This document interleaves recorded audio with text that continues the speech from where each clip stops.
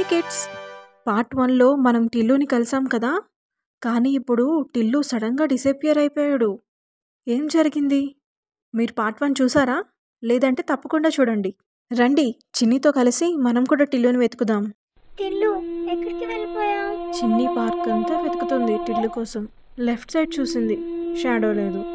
Right side చూసింది, shadow లేదు. టిల్లు నా ఫ్రెండ్ ఎక్కడికి వెళ్ళిపోయావు? సడన్లీ క్లౌడ్స్ కొంచెం మూవ్ అయ్యాయి. సన్లైట్ వచ్చింది.